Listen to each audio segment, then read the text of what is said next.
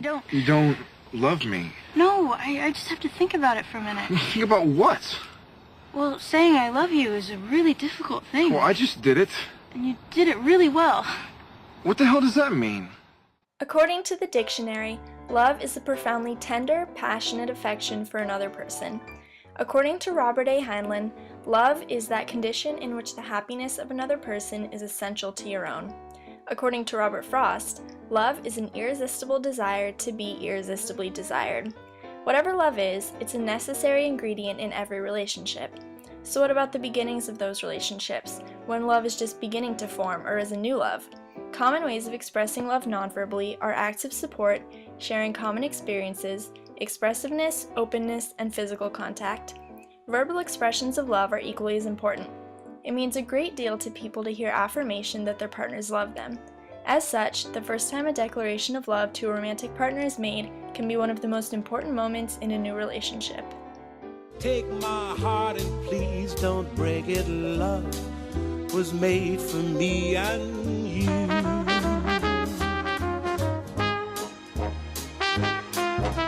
To say I love you to someone is usually a mix of both moving closer to them, but also inviting them to move closer to oneself. And the other person may not do that. They may be in a different place, or maybe they're upset with us or whatever. And that's what can feel so deeply vulnerable and can just really freak us out. Love declarations have come to encompass much more than they used to. In the past, it could mean as much as "will you marry me?" But today it has expanded to friends, families, and lovers. This broad definition makes an already complicated subject even murkier, causing questions such as, when should I say it and how? Who should say it first? What if my partner misunderstands me or doesn't reciprocate? The whole process of saying I love you can be very difficult with much gray area, especially regarding those details. Saying I love you in a new relationship, the most difficult, is because we don't have very many words that offer that depth of feeling or emotion. And most of us are somewhat fearful of appearing vulnerable, and if it's said too quickly, we might be perceived of as silly or young or foolish. It's a sign of commitment and relationship with the person that you when you say you love them, that you're really committed to them and you're sacrificial to them, and that they're in many ways what they have going on is more important to you than your own things. Putting them first. Absolutely. And putting their needs above yours. So that's the way you feel like you are with your spouse and your kids. So I've said I love you in a handful of relationships in my life. I don't know for sure if I even know what it means. I know that it meant a different thing every time in all those relationships. It was always like a different feeling. I don't know if it is anything that you can ever get on the same page about, or if any two relationships will ever have the same meaning in that way with those words. Hey, I love you. Dude, shut up! That is awesome sauce! Saying I love you marks a significant point in a relationship. It can be a decisive moment for the advancement of the relationship, whether it's positive or negative. We tend to experience that as a significant marker in the relationship, and it's often something that folks will remember, not unlike, proposing. It's kind of because it's a transition point to potentially to a more kind of sort of serious level or a deepening of the relationship. But with that then is an inherent vulnerability of if we are in a different place than our partner is, and just kind of the scariness of not knowing for sure.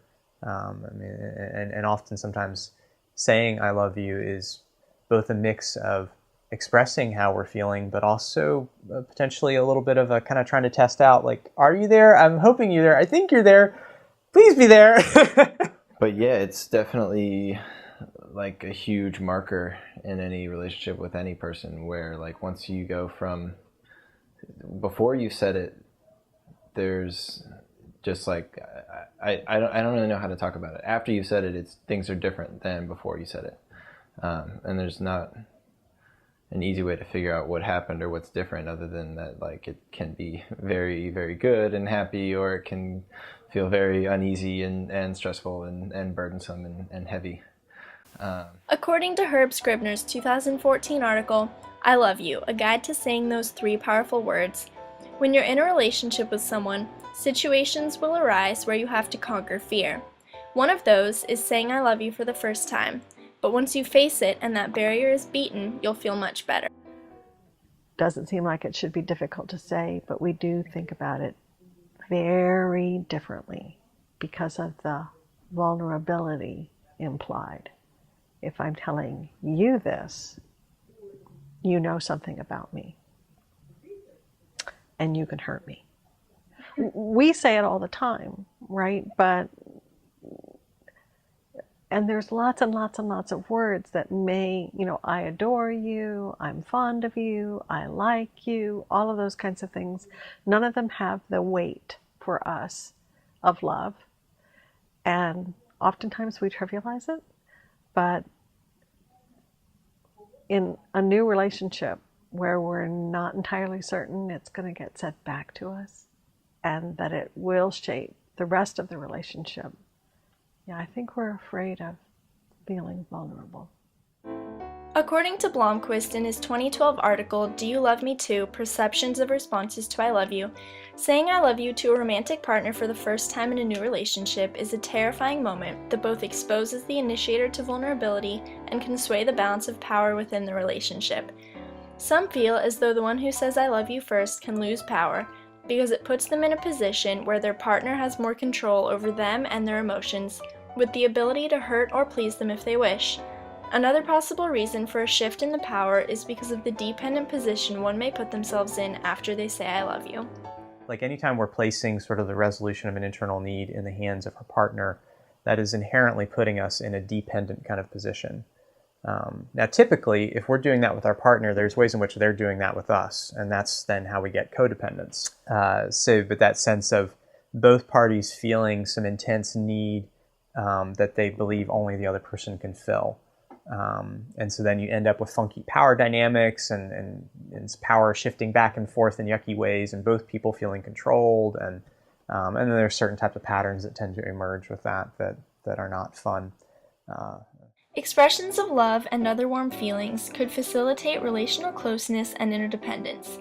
Joel, in her 2014 article, Love Factually, adds that verbal and even nonverbal expressions of love in a dating relationship can be high risk.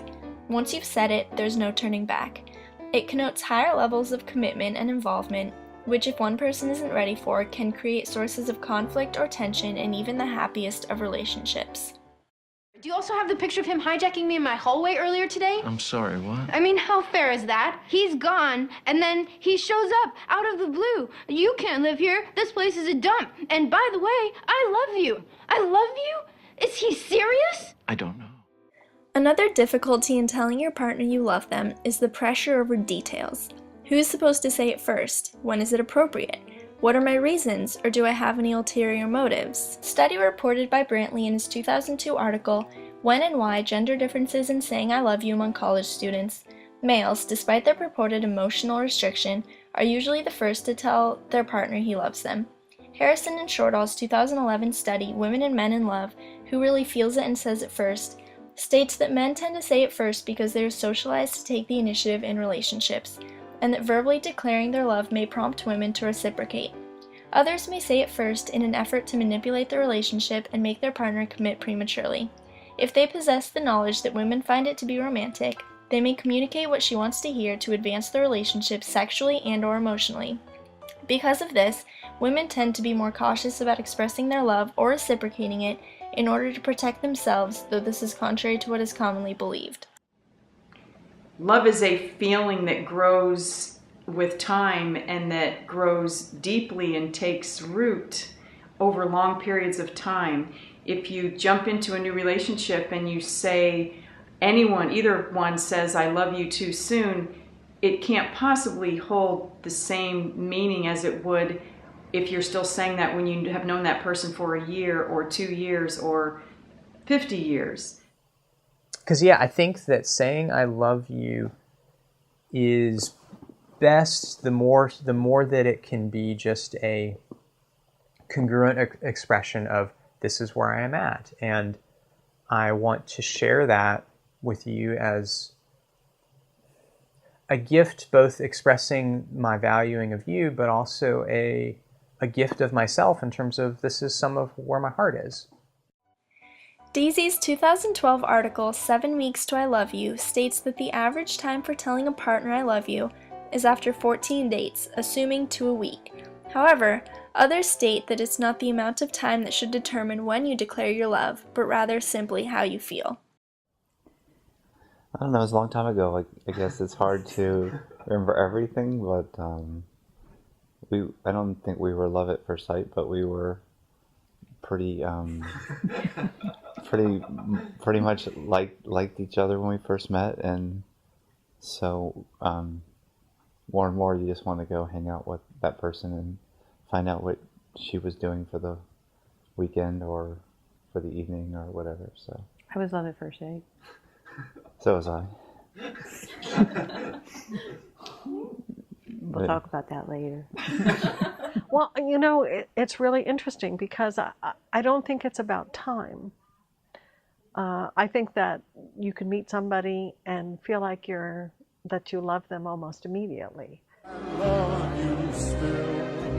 It has to be. I've been doing a lot of thinking, and the thing is, I love you. What? I love you. How do you expect me to respond to this? How about you love me too? How about I'm leaving? In her 2013 article, When is the Right Time to Say I Love You?, Winkler states that much of the confusion about saying I love you comes from the fact that love has many different definitions. For some, love means feeling especially close to another person. For others, I love you is tantamount to a marriage proposal. Everyone uses I love you in different ways with their own meaning attached. I think culturally, it's probably that we don't have a lot of words that we use, or that we use the word love to mean so many things. Some use it exclusively for friends and loved ones, while others use it more casually. One reason for this could be the background they were raised in. Children who grew up in a home never hearing I love you may have trouble with the concept of love, or if they never heard their parents say they loved each other, then they may feel uncomfortable saying it to their partners. But then you might have someone at the other extreme, which seems to be the pretty popular thing these days with all the social media stuff. So many people just say I love you to everything. The pizza guy comes to the door and they're craving pepperoni pizza and they say, oh, thank you so much, I love you. So when those people say it, it might come much more easily and it might not mean as much.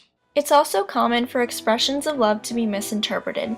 For example, the phrase I love you could be received as a romantic sentiment even if platonic love was the intended meaning, or it may be attributed to ulterior motives, such as an attempt to pressure the recipient into sexual involvement or premature relational commitment.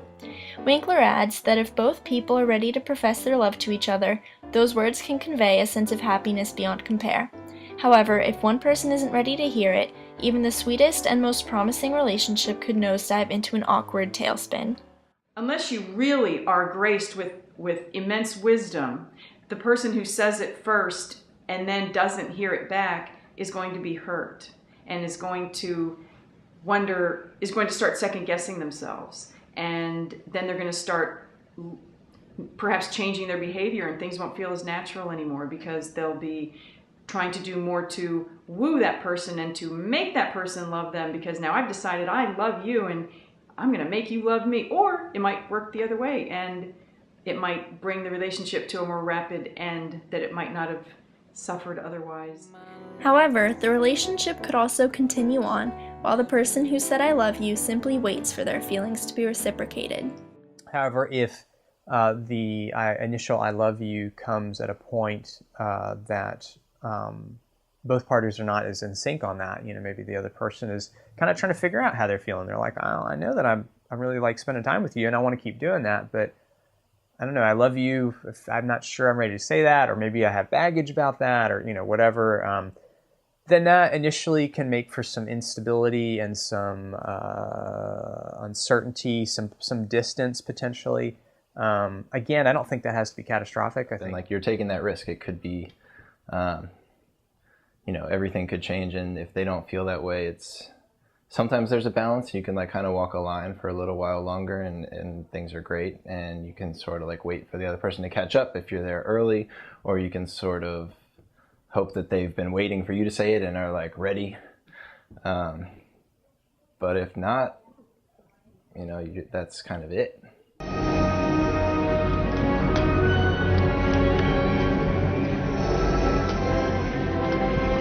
I love you. I know. Love is an emotion that all humans share and express both verbally and non-verbally. Because saying I love you can be so complicated and contain so much uncertainty, it makes the entire process both difficult and daunting. For an emotion that has always been perpetrated as being simple, there can be a lot to think about when you realize you love your partner and want to share it with them. In the end, many people will remember the first time they and their significant other said I love you, even if they don't consider all of the thoughts and reasoning behind those 3 little words. If you're going to say I love you and you want to feel entirely comfortable about it, you're probably going to have been trying to be as observant as you can be about all of the other kinds of indicators that someone is sending you, that they probably feel the same way that you feel. But it's not a competition, right? We don't have to be first, nor do we have to tell somebody else, oh, I said I love you first. It's not a competition. And if it becomes a competition, that's probably a silly reason to say it too. Say it when you feel it, and when you feel safe saying it. Love that was made for me and you. Love that was made for me